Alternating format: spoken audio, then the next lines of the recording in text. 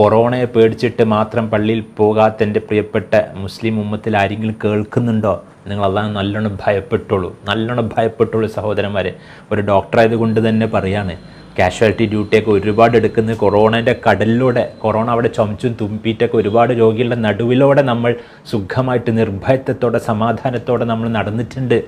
അവിടെ ഒന്നും നമ്മൾക്കാർക്കും തന്നെ ഇതുവരെ ഈ നിമിഷം വരെ കൊറോണ പിടിച്ചിട്ടില്ല. നമ്മൾ മാസ്ക് ധരിക്കാറുണ്ട്, സത്യമാണ്. അവിടെ നമ്മൾ കാഷ്വാലിറ്റി ഡ്യൂട്ടി എടുക്കുമ്പോൾ വേറെ മാസ്ക് ധരിക്കാറുണ്ട്. ഇപ്പോൾ നമ്മൾ ഷീൽഡ് ഇടുന്നുണ്ട്, ഗ്ലൗസ് ഇടുന്നത് സത്യമാണ്. ഗവൺമെൻറ്റിൻ്റെ നിയമപ്രകാരം, സർക്കാരിൻ്റെ നിയമപ്രകാരം എന്താണോ പ്രോട്ടോക്കോൾ, ആ പ്രോട്ടോക്കോളിൻ്റെ അടിസ്ഥാനത്തിൽ കൃത്യമായിട്ടുള്ള മാസ്ക് ധരിച്ച് ഫിസിക്കൽ ഡിസ്റ്റൻസിങ് സാനിറ്റൈസ് ചെയ്തിട്ട് നിങ്ങൾക്ക് പള്ളിയിൽ പോകാം എന്ന് ഡോക്ടർമാരും സർക്കാരും എല്ലാം അനുവദിച്ചിട്ട് പോലും നിങ്ങൾക്ക് കൊറോണയെ പേടിച്ചിട്ട് പോവാതെ ഇരിക്കുകയാണെങ്കിൽ വലിയ അപകട സഹോദരന്മാരെ, വലിയ അപകടത്തിലേക്കാണ് നീങ്ങുന്നത്. ഒരു പള്ളിയിൽ മാത്രമാണോ കൊറോണ ഇത്തിക്കാഫ് ഇരിക്കുന്നത്? എന്താണ് നമ്മളൊന്ന് കുറച്ച് നമ്മളെപ്പറ്റി ബോധം ഉണ്ടാവണ്ടേ? നമ്മൾ ഏതാണ് പോകാത്ത സ്ഥലം? എല്ലാ സ്ഥലത്തും പോകുന്നുണ്ടല്ലോ. നമ്മൾ അങ്ങാടിയിൽ പോകുന്നുണ്ട്, മീൻ മേടിക്കാൻ, പച്ചക്കറി മേടിക്കാൻ, ഇറച്ചി, എല്ലാ സ്ഥലത്തും പോകുന്നുണ്ട്, കുടുംബത്തിലെല്ലാം പോകുന്നുണ്ട്.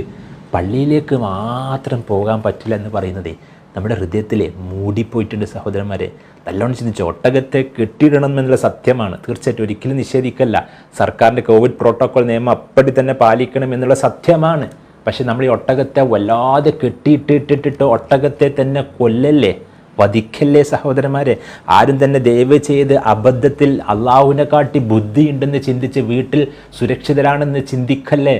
അള്ളാഹു സുബ്ഹാനഹു തആലക്ക് വേണ്ടി ഇതേ കോവിഡ് വൈറസ് നിങ്ങളുടെ വീട്ടിൻ്റെ ഉള്ളിൽ കയറിയിട്ട് നിങ്ങളുടെ റൂഹ് പിടിച്ച് കൊണ്ടുപോകാൻ പറ്റും. നല്ല തിരിച്ചറിവുണ്ടാവണം.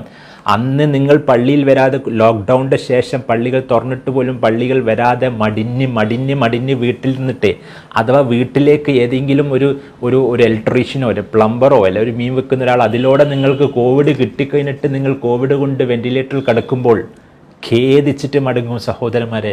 എന്തുകൊണ്ടാണ്? ജീവിതത്തിൻ്റെ അവസാന ഭാഗം, ജീവിതം മുഴുവനും മുറുക്കെ പിടിച്ച്, അള്ളാഹിനെ മുറുക്കെ പിടിച്ച് ജമാഅത്തിന് പോയ വ്യക്തികൾ പോലും അവസാനം അവനവൻ്റെ ഹൃദയത്തിൽ കാപ്പട്ടെന്ന് പറഞ്ഞിട്ടാണല്ലോ ഞാൻ കുണ്ടിലേക്ക് ഖബറിലേക്ക് പോകുന്ന, അള്ളാഹിനെ കണ്ടുമുട്ടാൻ പോകുന്നത്.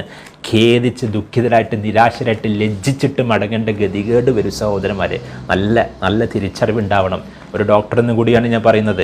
മെഡിക്കൽ സയൻസിനെ പറ്റി നല്ല ബോധമുണ്ടായിട്ട് തന്നെ പറയുന്നത്, പള്ളിയിൽ പോയിട്ട് ഇതുവരെ ഇത്രയും 8-7 മാസമായി ഇന്നേ വരെ ഒരു പള്ളിയിൽ നിന്നും പെട്ടെന്ന് ഒരാളിൽ നിന്ന് 10 ആൾക്കത് കിട്ടിയിട്ടില്ല. എന്തുകൊണ്ടാണ്?